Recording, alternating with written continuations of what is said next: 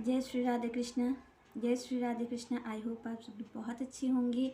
चलिए अब हम कर्म योग की चर्चा को आगे बढ़ाएंगे कि कर्म योग क्या है। भगवान यहाँ पर आप और हम कर्म करते हैं और सभी लोग कर्म करते हैं। यहाँ पर मैं ये बात आप सब जानते हैं कि कर्म किए बगैर तो कोई भी नहीं रह सकता। अगर मान लीजिए कि कोई शरीर से कर्म नहीं करता, आप और हम शरीर की गति को रोक देते हैं, पर क्या मन की गति रुकती है? मन की तो गति नहीं रुकती है। तो आप और हम जो हैं वो कर्म करने के लिए विवश हैं। हमें तो कर्म करना ही पड़ेगा। अगर हम अपने शरीर को रोक लेते हैं तो भी हम देखते हैं कि मन की गति नहीं रुकती, मन तो अपना कार्य करता ही रहता है। तो यहाँ पर कर्म तो नहीं रोका जा सकता है। आप अपने शरीर को बांध सकते हैं पर आप मन की गति को रोक नहीं सकते। मन तो जाएगा, उसको जहाँ जाना है वो तो वहाँ पर जाएगा। तो यहाँ पर आप और हम कर्म करने के लिए विवश है, हमें कर्म तो करना ही है।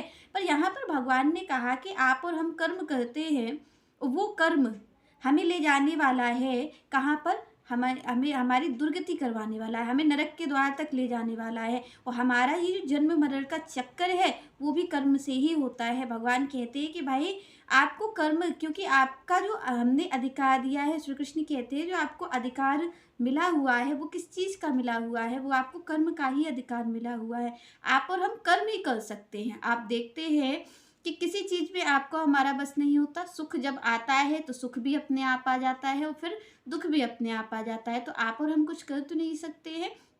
यहाँ पर भगवान ने और किसी चीज़ पर आपको हमें अधिकार भी नहीं दिया है। भगवान ने कहा है गीता में कि आपका अधिकार किस में है? कर्म प्रधान विश्व करी राखा, जो जस करहि तस फल चाखा। भगवान कह रहे हैं कि आपका जो पूरा जीवन है ना वो इसी कर्म पे डिपेंड है। इसी कर्म पे, आपका कर्म ही आपको भगवान कहते हैं कि मुझ तक ले आएगा। वो आपका कर्म ही आपको गर्त में जाके डाल देगा। तो उसका जो मेन मूल है वो कर्म है। भगवान कहते हैं कर्म।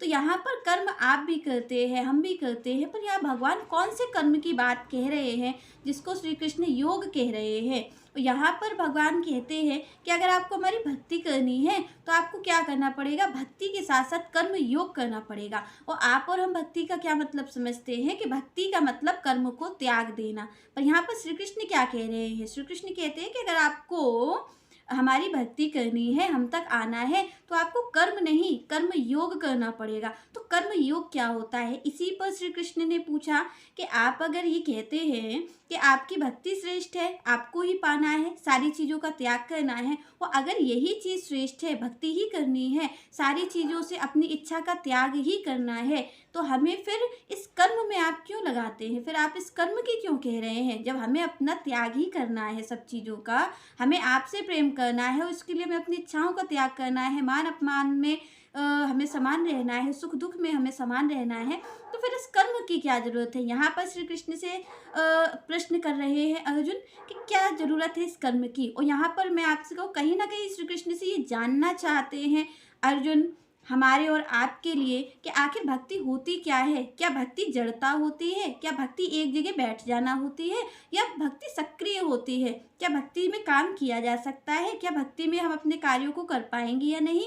या फिर हम भक्ति करेंगे तो हमें सारे कार्यों को त्याग कर देना होगा? यहाँ पर आपका जो हमारा, आज आप देखते होंगे कि आपका और हमारा भी कहीं ना कहीं मन में यही सवाल रहता है, आपके और हमारे भी। जब कोई भक्ति की बात हमसे करता है, साधु संत कहते हैं कि आप भगवान का नाम जप लीजिए, आप भक्ति कर लीजिए, तो एक आम जो व्यक्ति होता है वो क्या कहता है कि क्या हम अपने कार्यों को त्याग दें? क्या आप चाहते हो कि अगर मान लीजिए हमने अपने कार्यों को त्याग दिया तो फिर ये जो हमारे घर के लोग हैं इनकी देखभाल कौन करेगा? इनका ध्यान कौन रखेगा? तो आपके हमारे जीवन में ये बहुत बड़ा प्रश्न है कि आखिर भक्ति का मतलब क्या है? भक्ति क्या होती है? क्या भक्ति एक जगह बैठ जाना है? क्या भक्ति सारे परिवार को छोड़ देना है? तो यहाँ पर यही जो सवाल था ये करते हैं अर्जुन श्री कृष्ण से कि आखिर भक्ति है क्या? क्या जड़ता है? क्या एक जगह बैठ जाने को भक्ति कहेंगे? क्या इस तरीके से गेरुए वस्त्र पहनने को भक्ति कहेंगे? या फिर हाथ में माला लेने को भक्ति कहेंगे? या फिर सारे कार्यों को करते रहने को भक्ति कहेंगे? तो यहाँ पर बहुत सारे सवाल अर्जुन के थे, आपके और हमारे सवाल भी यही है। तो श्री कृष्ण उन्होंने कृपा की और इन सारे सवालों के जवाब श्री कृष्ण कर्म योग में देते हैं कि कि आखिर है क्या। ये जो आपके और हमारे बीच भगवान कहते हैं कि अगर आपकी बुद्धि संशयग्रस्त है तो वो आपके विनाश का कारण है। और आप देखते होंगे कि ये द्वंद्व जो है ये आपके और हमारे जीवन में डेली ही चलता है। हमारा मन हमसे कहता है, साधु संत कहते हैं कि हमें भी भगवान का भजन करना चाहिए, पर जैसे ही ये सवाल आता है तो बुद्धि हमसे यही सवाल करती है कि आखिर हमें करना क्या है, क्या हम सारी चीज़ों का त्याग कर दें। तो यहाँ पर श्री कृष्ण ने क्या कहा, तो अर्जुन यहाँ पर कहते हैं व्यामि श्रेवेण वाक्येन बुद्धिम मुहस्येव में तदेकम वद निश्चयेन श्रेयो अपान्युमयम्। यहाँ पर भगवान से कहते हैं अर्जुन कि आपने हमें बुद्धि योग बताया, आपने हमें भक्ति योग बताएंगे यहाँ पर भगवान आगे, पर भगवान यहाँ पर कह चुके हैं पहले ही कि आपको ज्ञान की बात भगवान यहाँ पर कह चुके हैं। तो यहाँ पर अर्जुन ने कहा कि आप ज्ञान योग बता रहे हो, आप ज्ञान की भी बात कर रहे हो, और अगर आप ज्ञान की बात कर रहे हो तो फिर इस कर्म को क्यों करना है। भगवान से यहाँ पर अर्जुन कहते हैं कि आप हमारी बुद्धि को भ्रमित मत करिए, क्योंकि हमारी बुद्धि भ्रमित हो रही है, हमारी बुद्धि जो है वो संशयग्रस्त हो रही है कि आखिर क्या करना चाहिए। तो वो कहते कि कोई एक मार्ग बता दीजिए जिससे कि मैं उस पर चल सकूं। आप और हमारे सामने भी कई मार्ग रहते हैं, तो यहाँ पर अर्जुन ने कहा कि कोई एक मार्ग हो जिस पे मैं चल सकूं। आखिर कर्म योग क्या है, होती क्या है भक्ति, कृष्ण भावना मृत होना क्या है। तो यहाँ पर अर्जुन ने श्री कृष्ण से ये पूछा, तो श्री कृष्ण ने इसका क्या जवाब दिया। श्री कृष्ण कहते हैं आगे कि लोके अस्मि द्विविद्या निष्ठा पुरा प्रोक्ता मया अनग ज्ञान योगेन सांख्यानाम कर्म योगेन योगिनाम। यहाँ पर भगवान ने कहा है कि ज्ञान भी जरूरी है और कर्म भी जरूरी है। ज्ञान क्यों जरूरी है और कर्म क्यों जरूरी है, यहाँ पर श्री कृष्ण ने कहा है कि आपको ज्ञान होना भी जरूरी है। ज्ञान किस चीज़ का ज्ञान, यहाँ पर भगवान कह रहे हैं कि ज्ञान आपको इस चीज़ का होना चाहिए। ज्ञान ये मत करिए कि आप सारे कर्मों का छोड़ने का ही ज्ञान आप लेके बैठ गए हैं। भगवान कहते हैं कि यहाँ पर ज्ञान आपको लेना ये है कि संसार मिथ्या है, इतना ही ज्ञान आपके लिए पर्याप्त है। भगवान कहते हैं कि ज्ञान तो इतना ही है कि संसार मिथ्या है, इस संसार में आपका कोई अपना नहीं है और इस संसार को मिटना ही है, एक ना एक दिन इस संसार को खत्म हो जाना है। तो भगवान कहते हैं इसको रखो। पर यहाँ पर आगे भगवान क्या कह रहे हैं कि ज्ञान योगेन सांख्य नाम कर्म योगेन योगी नाम। भगवान कह रहे कर्म योगेन योगी नाम। तो ऐसा आपको नहीं करना है कि ज्ञान लेकर के आपको एक जगह बैठ जाना है। भगवान कह रहे कर्म योगेन योगी नाम, कर्म करना है, कर्म का योगी बनना है। आपको ज्ञान तो लेना है, पर ज्ञान ऐसा ज्ञान मत ले लीजिएगा कि उस ज्ञान को लेकर के आप एक जगह बैठ गए हैं। भगवान ऐसे ज्ञान की बात ही नहीं कर रहे हैं। वो कह रहे कर्म के योगी बनिए, कर्म योगी बनिए आप। तो कर्म योगी हम कैसे बनेंगे, कर्म को योग कैसे बनाएंगे।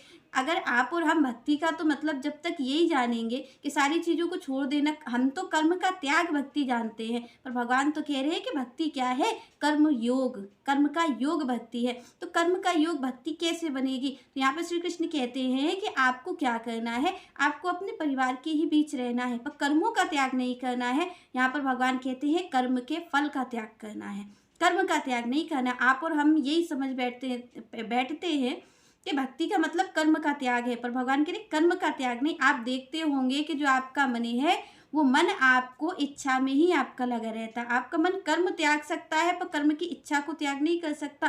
तो भगवान यहाँ पर कह रहे हैं कि अगर कर्म की इच्छा है, कर्म के फल की इच्छा है तो वो कर्म है, और जब आप कर्म के फल की इच्छा को त्याग करके कर्म करते हैं, भगवान कहते हैं ये कर्म योग है, ये है योग। आपको जो कर्म है, आप जो कर रहे हो फल की इच्छा के साथ साथ जो कर्म कर रहे हो, तो वो तो कर्म ही है आपका। और कर्म किसमें, कर्म आज आपने कर्म का बीज डाला, कल आपको फल मिलेगा, क्योंकि फल की इच्छा है और वो फल ही तो आपको आगे कर्म के लिए प्रेरित करेगा। तो कभी भी आपका जो सुख दुख है, भगवान कहते हैं कि सुख दुख आपका कभी नहीं मिटेगा। क्यों, क्योंकि आपने कर्म का बीज डाला, फिर कर्म का फल आया, उससे फिर एक नया बीज पड़ा। तो भगवान कहते हैं कि ये कभी भी फिर मिटेगा नहीं। पर ये कब मिटेगा, जब आप कर्म तो कर रहे हो पर कर्म के फल की इच्छा नहीं है। जो श्री कृष्ण चाहेंगे वो अपनी इच्छा अनुसार वो स्वयं देंगे। आपके जो प्रारब्ध में लिखा है वो तो आपको मिलेगा ही मिलेगा। कई लोग तो ये सोचते हैं कि अगर हमने नहीं किया, हमने कार्य नहीं किया तो सारा काम बिगड़ जाएगा, अगर हम नहीं होंगे तो सारा काम बिगड़ जाएगा।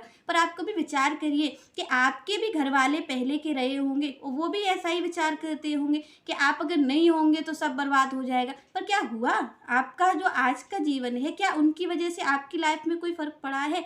आप कल जैसे जी रहे थे, आप उससे आज अच्छे जी रहे होंगे। तो यहाँ पर ये इंसान का सबसे बड़ा मैं कहूँगी कि ये गलत सोच है कि अगर हम नहीं हुए तो सब बिगड़ जाएगा। अरे आपके होने ना होने से तो कुछ हो ही नहीं रहा है, जो प्रारब्ध बस लिखा है वो हो रहा है। पर यहाँ पर आपको दूसरे की नहीं अपनी परवाह करनी है कि आपका अगर ये जीवन चला गया तो फिर आपका सब कुछ बर्बाद हो जाएगा, फिर आपको ये दोबारा मौका नहीं मिलेगा। क्योंकि यहाँ पर सभी ग्रंथ कहते हैं कि जो मनुष्य का जीवन है वो बहुत ही दुर्लभ है और ये दोबारा नहीं मिल सकता। तो आप और हम क्या करते हैं, संसार की चिंता करते रहते हैं कि अगर हम नहीं रहे तो संसार रुक जाएगा। पर आप विचार करिए, आपके पहले के लोग चले गए हैं, उनके लिए संसार नहीं रुका तो आपके लिए क्यों रुकेगा। संसार किसी के लिए नहीं रुकता है, संसार चलता ही रहता है। पर यहाँ पर जो आप और हम कर्म करने आए हैं, उस कर्म को केवल कर्म नहीं रखना है, क्योंकि अगर कर्म रखा तो कर्म का फल आपका सुख दुख ही आएगा। पर अगर आपने अपने कर्म को योग बना लिया तो उसका फल आनंद आएगा, उसका फल हमेशा रहेगा। क्योंकि सुख के बाद दुख आता है, पर आप देखते होंगे कि आनंद के बाद परम आनंद आता है, कभी आनंद के बाद दुख नहीं आता है। आप देखेंगे कि आनंद का तो आप देखेंगे कोई विलोम होता ही नहीं है, सुख का विलोम है दुख। अगर आपके पास सुख आया है तो आप मान के चलिए कि दुख आएगा, क्योंकि उसका उल्टा है। आपके पास आज सुख है तो कल दुख है।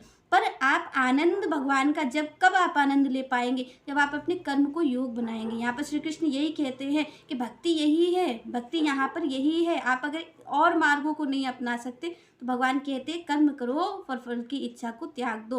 पर आप और हमने हमेशा इस चीज़ को गलत अर्थ निकाला है और सभी ने निकाला है। ज़्यादातर लोग यही कहते रहे हैं कि आपकी भक्ति का मतलब है कर्म का त्यागना। पर श्री कृष्ण ऐसी बात नहीं करते हैं, उन्होंने कहा आपको कर्म करना है। और देखिए दूसरी चीज़, अगर आप इस चीज़ को लेंगे इस तरीके से भी कि आप जो शक्ति, आपकी जो शक्ति है वो कहीं ना कहीं फल की इच्छा में भी जा ही रही है। आप अगर कोई भी चीज़ सोच रहे हो, कोई भी चीज़ विचार कर रहे हो, तो आपको ये सोचना चाहिए कि थोड़ी सी शक्ति वो विचार तो आपकी ले रहा है।